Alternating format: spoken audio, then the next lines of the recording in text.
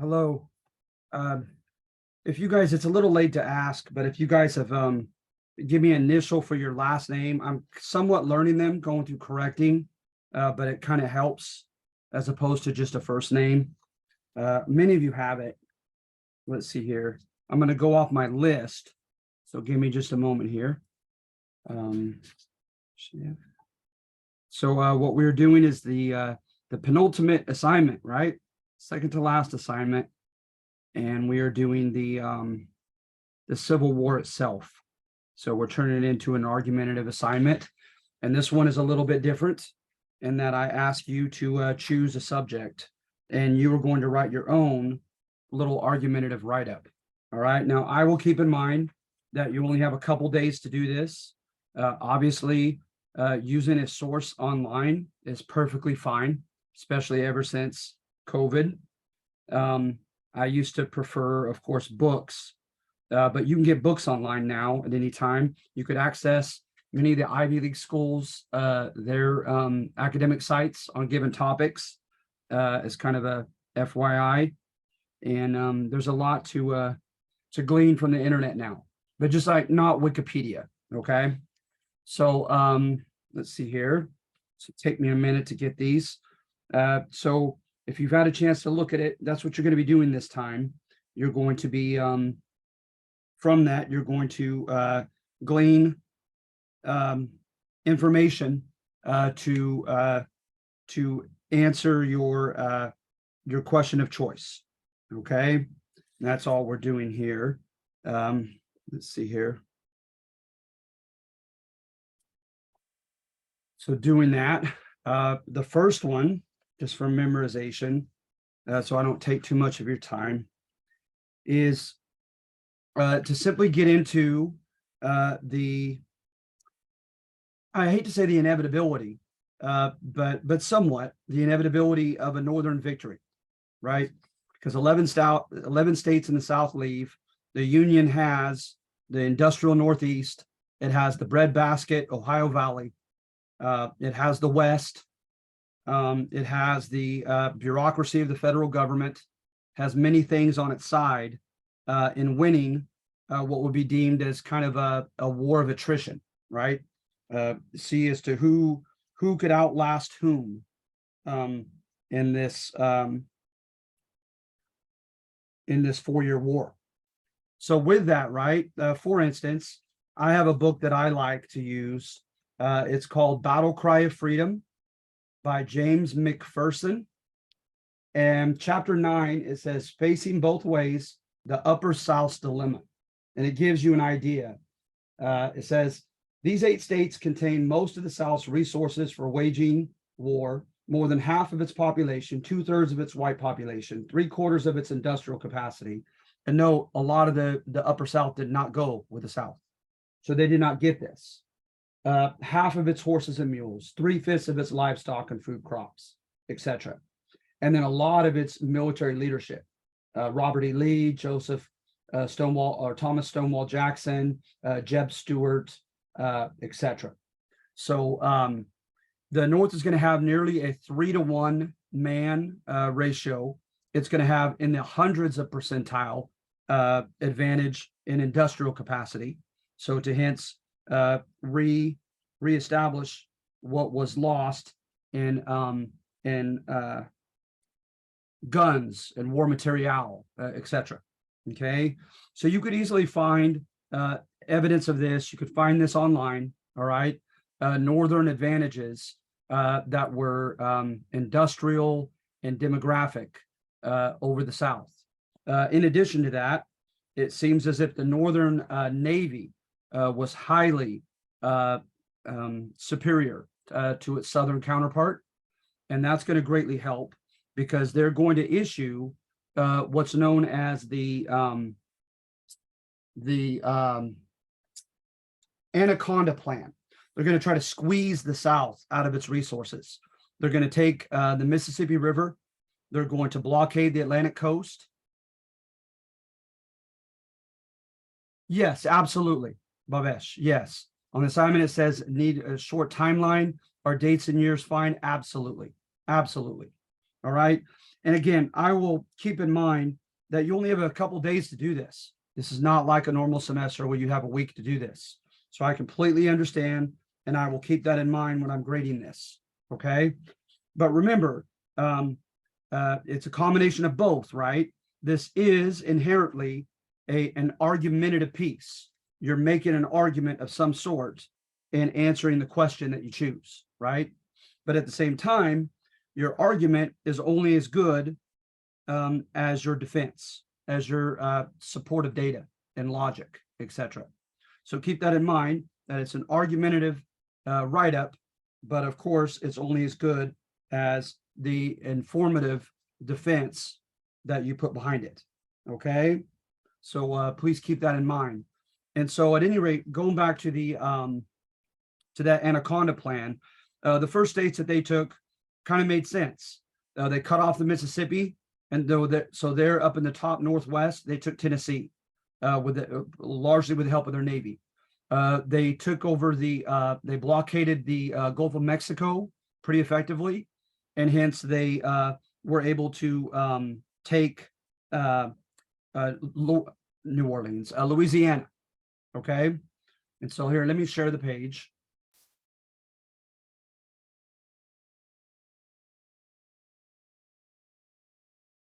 And of course, what also helped was diplomacy.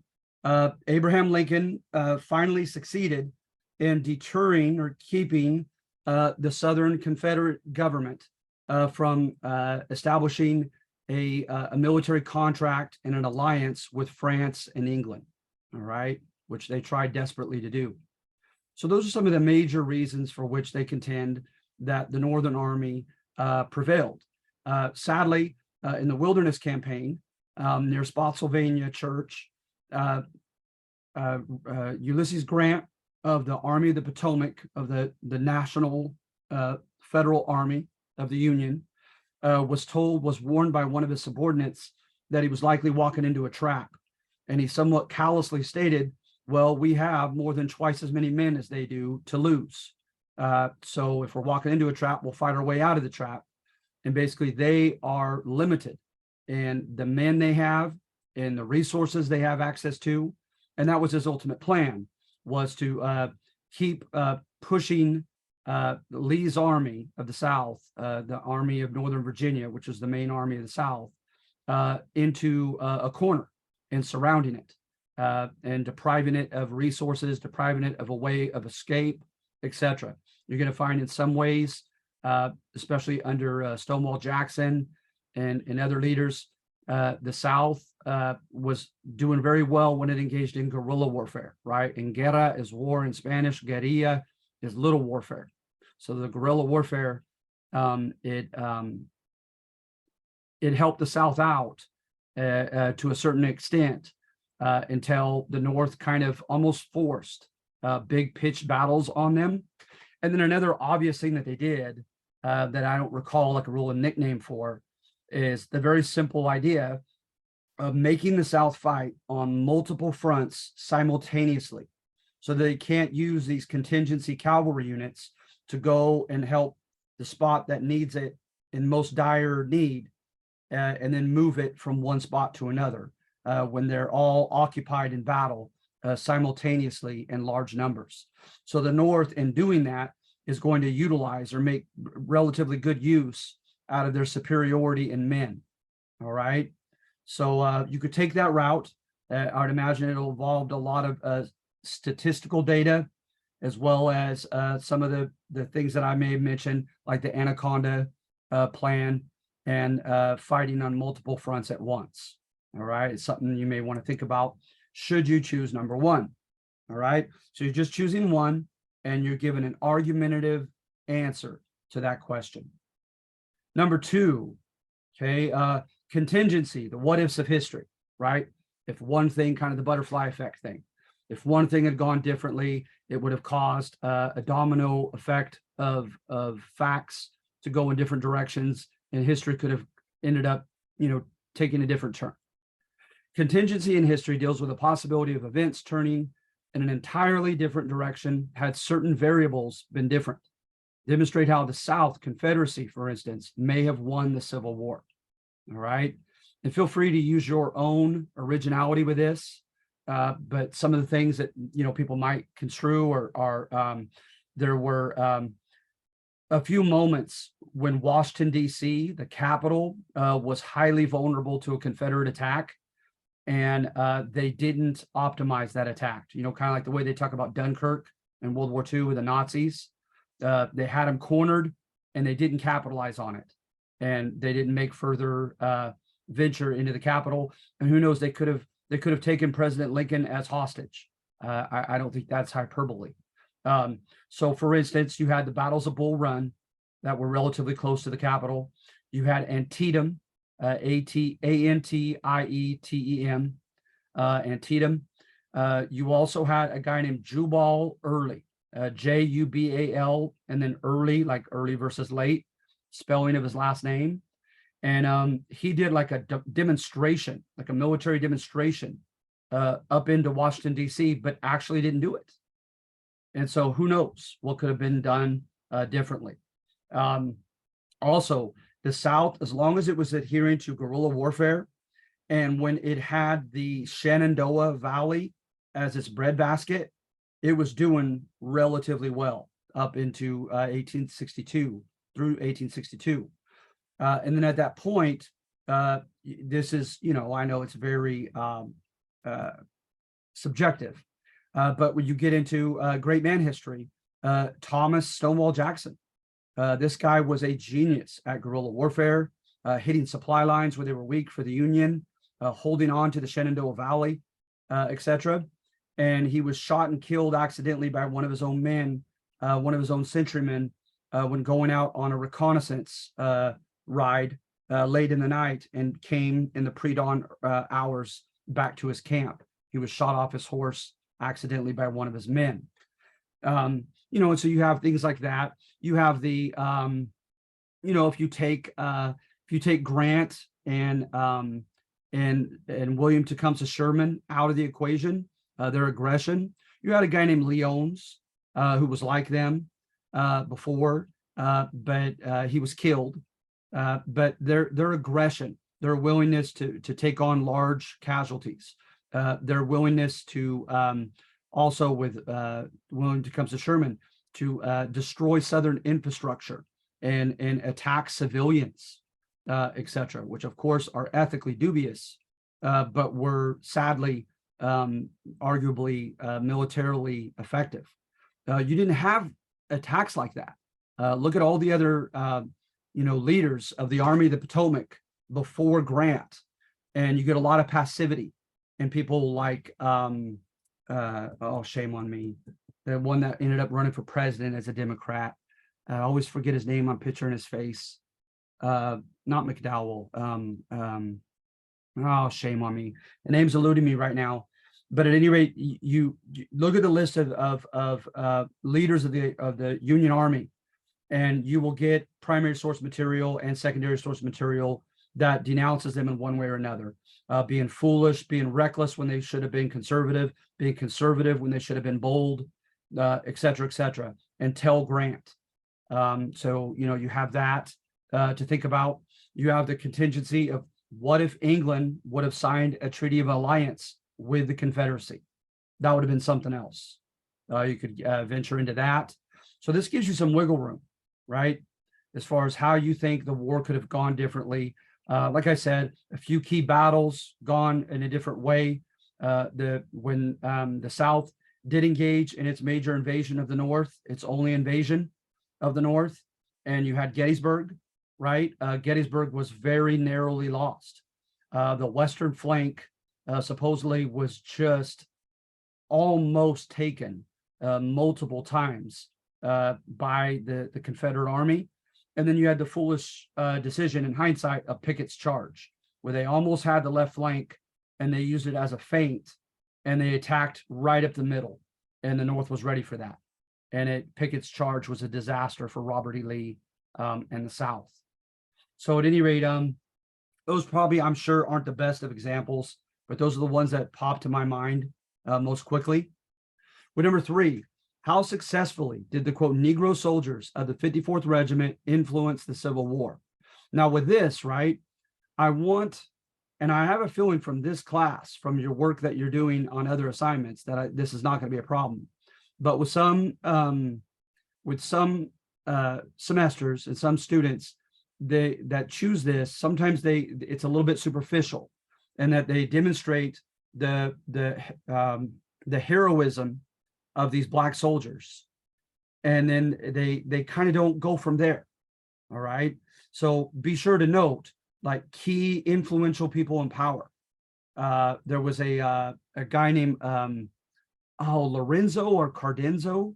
He was a major guy that had the ear of Lincoln, and I have it in my notes. I apologize, but at any rate, he went along with Frederick Douglass on a tour throughout the North, and then later even in the South, to try to enlist sentiment for including Black soldiers in fighting, to demonstrate their worthiness and how this is their finest hour to prove their mettle and their worthiness of citizenship, etc., and purpose to the war, etc. So at any rate, you can find this story of the 54th Regiment rather quickly and easily.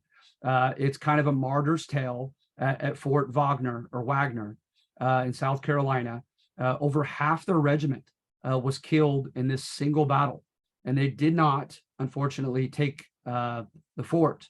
But the odds against them were so astronomically high, and they, according to multiple sources, people flooded from the press to come and watch this battle as closely as they could safely, etc. They were the country's eyes were on this battle, and they were just almost suicidally brave. They and their leader, Robert Gould Shaw, that you see pictured here. And so at any rate, you have other incidents. If you look into this subject, you should find the Fort Pillow massacre in Tennessee, whereby the African Americans fought very valiantly, but it was again kind of to no avail. They lost the battle, and the Southern enemies refused to take them as prisoners of war, and they began massacring them at the end of the battle. And this elicited public sympathy for African Americans. And you have other regiments as well, a Kansas regiment that became famous after a few battles, etc. So what you're trying to do here is try to make a causation ladder, if you will, to climb to the point where they demonstrated clear heroism, and how this led to something that led to something that led to something, whereby the powers that be, civilian as well as the military establishment, are going to embrace African-American participation in the war, the men fighting, and how you might even want to look into stats about how many states extended the franchise after this for Black veterans of the armed forces. All right. So that's another option you could take. And then 4 and 5 are kind of related, as you have here. Settle in your juxtaposition, right? And juxtaposition is the two seemingly paradoxical or contradictory facts side by side. The fact that some historians extol or praise the rise of the unlikely hero Ulysses S. Grant, while others vilify him as brutal. All right. So you could find evidence of him being an unlikely hero. They like to really, people love this narrative, so they're going to really expand upon his failures prior to the Civil War. And he certainly had them. He certainly had plenty of them. When he vied for a position in the Union Army at the beginning of the war, the federal government basically ignored him, and he wasn't given a single officer position. His dad had to use his clout with the state of Illinois to get the governor and state legislator to grant him a regiment. And then even then, he's under two guys, Halleck and Buell, and he kept asking for permission to attack a couple forts that over which he saw in Tennessee, on the Tennessee and Cumberland rivers. He saw men and resources being smuggled in to the South, and he said that spout has to be shut off. And so he kept asking for permission, and they tentatively gave it to him, but they didn't tell him exactly when he could, and he kind of jumped the gun. Forts Donelson and Fort Henry, and he succeeded in both. And then after that, he figured, well, I might be in trouble already. I'm gonna look for another fight. And boy, did he find one. He found himself surrounded at Shiloh, Shiloh. And at Shiloh, he needed Buell, one of his superiors, to help bail him out. And he fought his way out of a trap. And they put him on court martial for recklessness with his men. And Lincoln immediately pardoned him, said, I can't spare this man. He fights. And he always called his older brother. Supposedly there was a lot of favoritism with his older brother growing up from his father, the Golden Boy. He's going to give the same name to Robert E. Lee. Robert E. Lee just really did live somewhat of a charmed life. And Robert E. Lee was the Golden Boy that everybody wanted. Both sides wanted to lead their armies. And he was the guy nobody knew nor cared about. And so you see almost this chip on his shoulder of wanting to humble the Golden Boy and almost, psychologically address issues in his own life with his brother and his dad and his father-in-law, for that matter, who constantly belittled him. And he found himself at his father-in-law's mercy several times economically. And so, you get that kind of from nothing Golden Boy rise out of Ulysses Grant. He finally got the nation's attention in capturing a city that the Farragut brothers and several others had failed to do, and that was Vicksburg, Mississippi, along the Mississippi River, to kind of finalize the Union's naval hegemony over that river. And through multiple methods, most of them being very aggressive and shrewd, he did so. But like I mentioned, when he fought in the Wilderness Campaign and these other battles with Lee, Lee supposedly said, good God, what does this man want of me? Like he felt himself that there was a personal vendetta from Grant against him to try to humble him and to defeat him. And so this nobody ends up rising up and becoming the man of the hour at Appomattox, where they succeeded in surrounding Lee's army and getting him to surrender the main army of Northern Virginia. Okay. So at any rate, you have that component to it. However, you also have the fact that he had a guy named Ord who was in charge of naval forces. He told Ord, don't give Lee a route to the Atlantic. Shut that off. He says, I'm coming from the Northwest. And then he says, I need someone to plug up his escape routes in the South. And that would be his subordinate here, William Tecumseh Sherman. And he tells Sherman, he says, I'm aware of the Articles of War. They'd already had the Crimean War a decade before between Turkey and Russia. And there had already been like an international manifesto of rights, of with the Articles of War, like I said, I think I mentioned it before, it goes back to the Catholic Church in the medieval time period and its notions of just war doctrine. You fight for the right reasons, and the manner by which you fight also has to be just, right? So those have been kind of codified, secularized by people like Hugo Grotius in The Hague of Netherlands to become kind of a secular version of that Catholic Church's doctrine to this day with NATO and the UN. So at any rate, they'd already had notions of the manner by which you fight war. And you are to go to civilian places and you are to requisition supplies that you need. They do it. They are to supply it for you, and you either pay them on the spot or you give them a governmental IOU, right? Well, he told them there's no time for that. He says, so just take what you need. So that opens up the door from Grant. He's been given the okay to pillage, right? To come into Southern plantations, tell his men to take what they want and need and leave, all right? But that's just the beginning of it. With William Tecumseh Sherman, you see this. I've read a biography on him where perhaps it was exaggerated, but it really demonstrates a tale of two lives, if you will. At the beginning of the Civil War, there's evidence that he was teaching at West Point. He asked his students when war was becoming apparent and declared, and the South was leaving the Union. He asked them what side they were choosing. The majority of them were Southerners of origin, so most of them chose the South and told him so. He was from I believe Illinois, Indiana or Illinois, maybe I think Indiana. At any rate, he was a Yankee through and through, and he wept. He hugged them, knowing that he might have to face them on a battlefield. In the first Battle of Bull Run, he hesitated. He said that some of it was that they were wearing blue uniforms, and this contingent of Maryland was. But nevertheless, they also contend that he recognized some of his students, and it caused him to hesitate. And he gave them the added seconds to fire into his men and kill some of his men. And so he got in trouble for that. Also, he was given a clerical job in Tennessee, and they were worried about him committing suicide.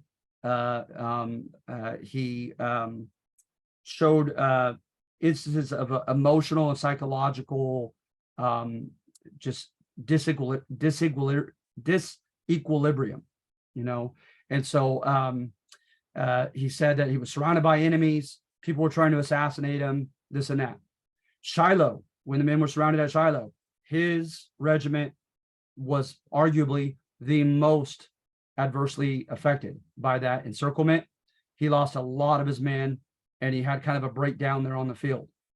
So at any rate, as he's going down into the South, time is of the essence, right? He has to get there soon enough to stop Lee's army from escaping southward. And in addition to that, he began getting his men sniped in his elite cavalry unit, one after another when he would go into southern cities. And supposedly, from the one source I'm thinking about, something in him snapped. And he realized, he said, that war is hell, and that the most merciful thing you could do is expedite it. So no matter how vicious you have to get, in the long run, the most merciful thing you could do is to hasten the end of war and to make the enemy, lose or surrender as quickly as possible. So in order to do that, right, he contended that the South was unrepentant and that the South's will had to be broken, as well as its infrastructure.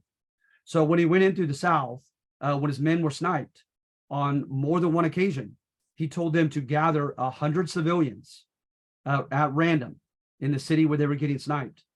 And he said they would give them till noon for someone to come forth with information as to who was sniping his men. If they had no information, they were to execute the 100 civilians in front of the rest of the people of the city, of the town. So he's not playing around. He got vicious.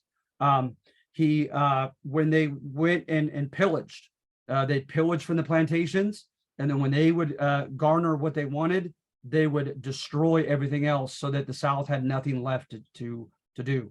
And by the way, also, he was highly supportive of the decision, although it was Philip Sheridan who did it, to lay fire to the fields in the Shenandoah Valley and to literally burn the South's breadbasket. So at any rate, he was all about that eventually. So he would pillage, he would burn down plantations and burn fields and food. He destroyed telegraph wires and railroad tracks. On occasion, he threatened, most of the time threatened, but I think on a couple occasions actually executed civilians to get in time to bottle up Robert E. Lee's army.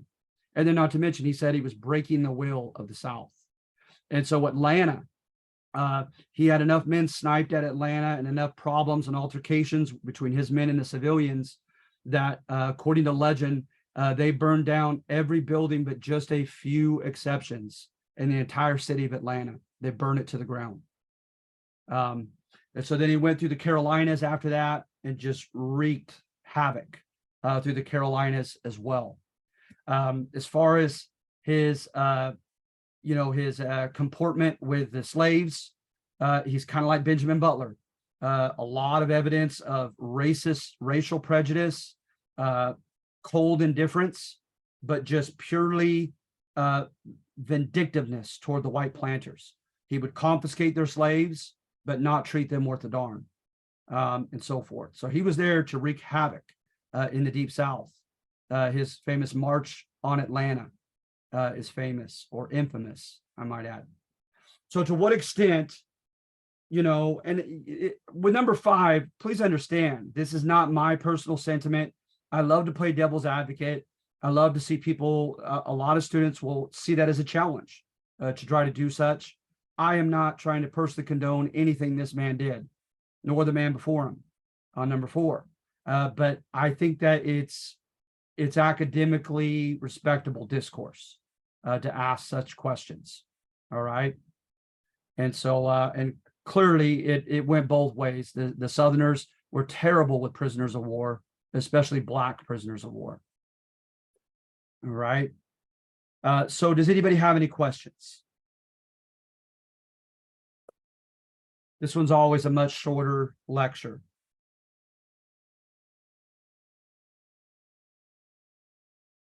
So remember, you're just choosing one of them. Please cite your source. It's not only just a academically respectable habit to make for anything you do now and in the future, but also my curiosity.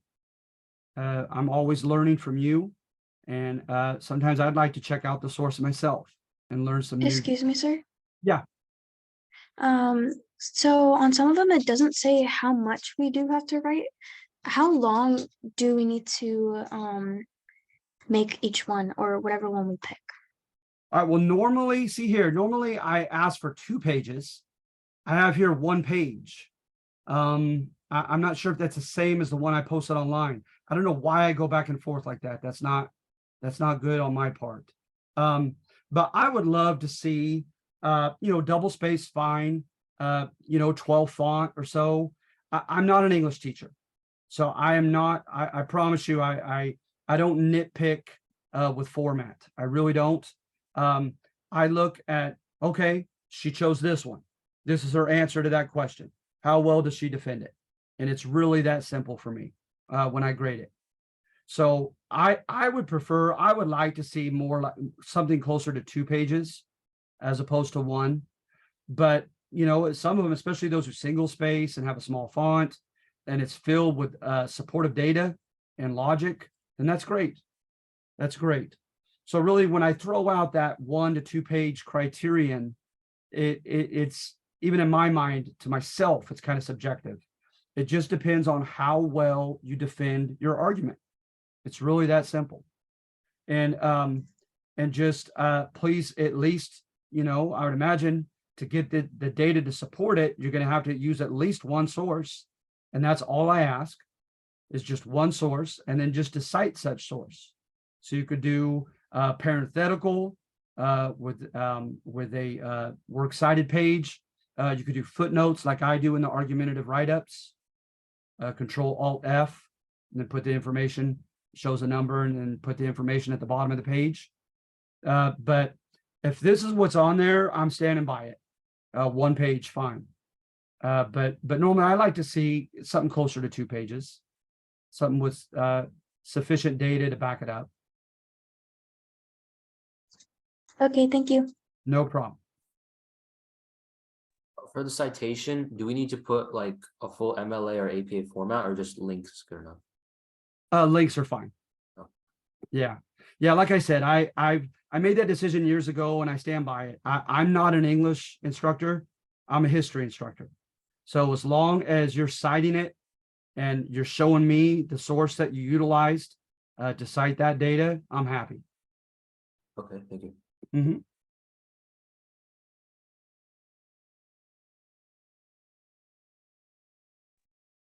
Professor? Yes. So we choose 1 question and write a page about it, correct?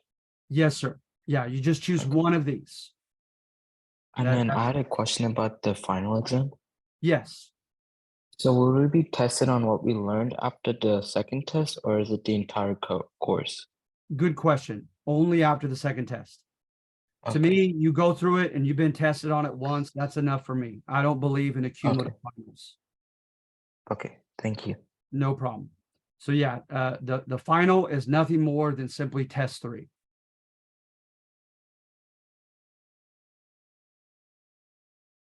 All right. And please note, online, I believe I have on there the study guide. That's what SG is. I need to change the the title of it and write out study guide instead of just SG. But at the bottom of the modules page, you should find the study guide for test 3. All right. And please keep in mind when we do that on Friday, I'm not going to give as much as I did on test 1 and 2. It's kind of my idea that as a college class, you know, I help you a lot on test 1 because you haven't seen yet my style of writing tests. Test 2 help you a little less than that, and test 3 help you less than that, as you're kind of proverbially learning to fly on your own.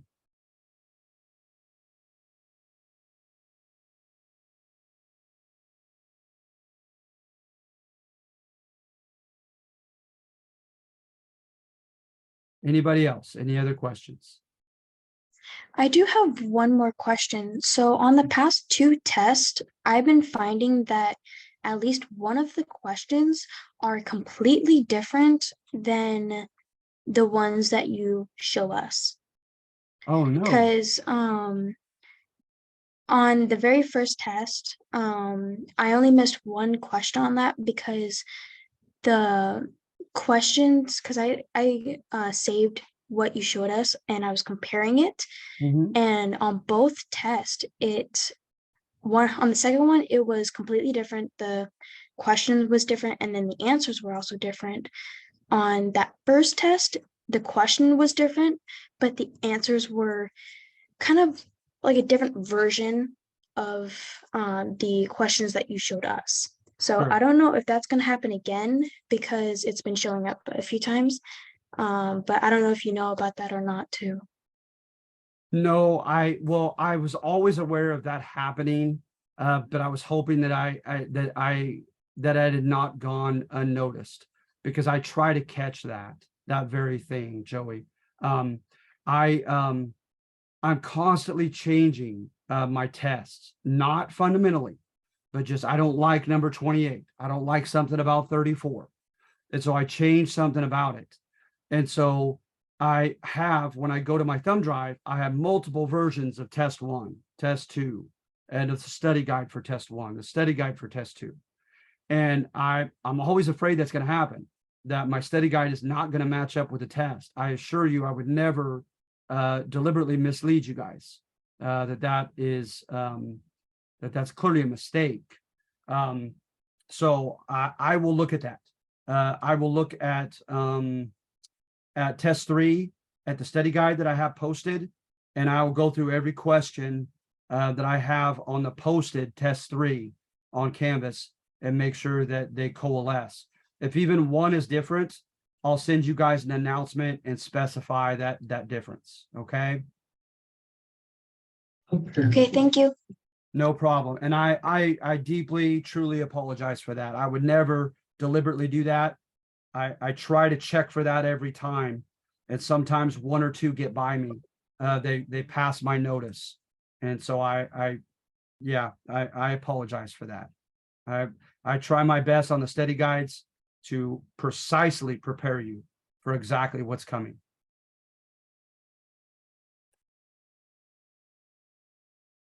All right, so definitely, I'll make a note of that right now.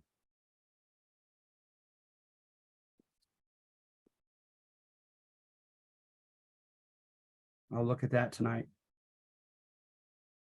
Okay, anybody else? Any other questions? So you're just choosing one of these and addressing it in argumentative fashion and defending your answer, defending your thesis.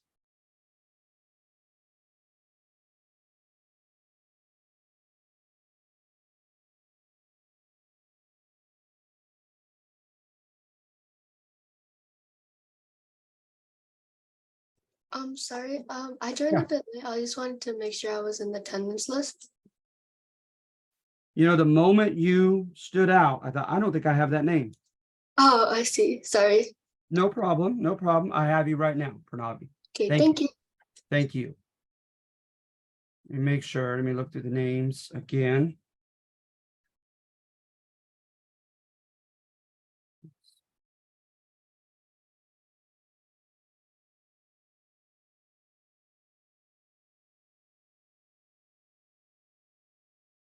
All right.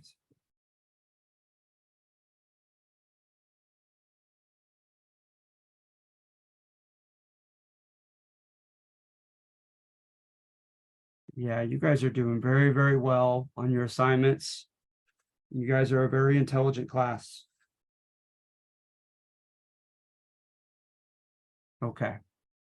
All right, I feel good about the names. I believe I got you all. I also don't know if you know this too. I was late on Friday's call. I don't know if you also got my name down on that day too. Let's see here.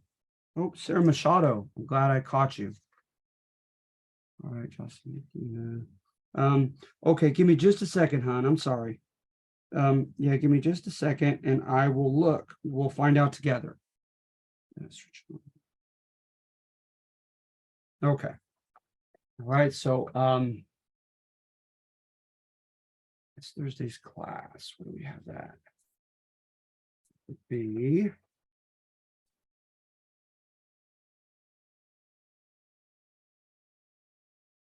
okay, causes of the Civil War. All right, well, what's your name, hon?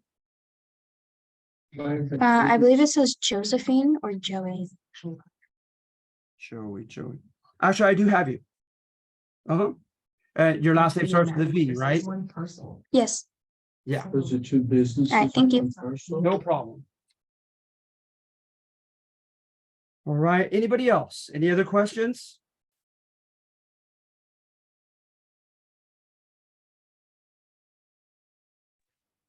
Hi, do you have me on that other one too, the causes of the Civil War one? Cause of the Civil War. I'll find out, Sarah.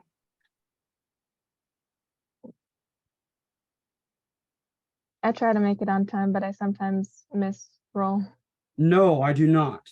So I believe you. All right, so let's see here. Sarah Michelle. Awesome, thank you. No problem.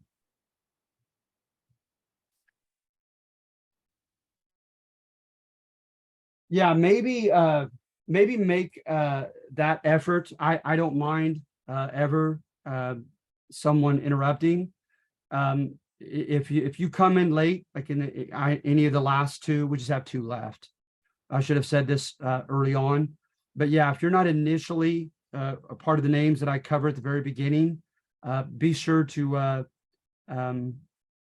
arguably at a somewhat proper time, intervene in the discussion and let me know you're here and make sure that I have your name down. Okay. Although I should do that as habit. I should look through the names again before I end. But I just did, and I have all of you, so that's good. Okay, so if you guys are okay with it, I'm okay with letting you go, okay? So we just have two left. Hang in there. We have a reconstruction, and that'll be back to the regular argumentative format. And then I'll give a little bit, not as much, okay, on test 3. And then we're done. It's gone by just like that.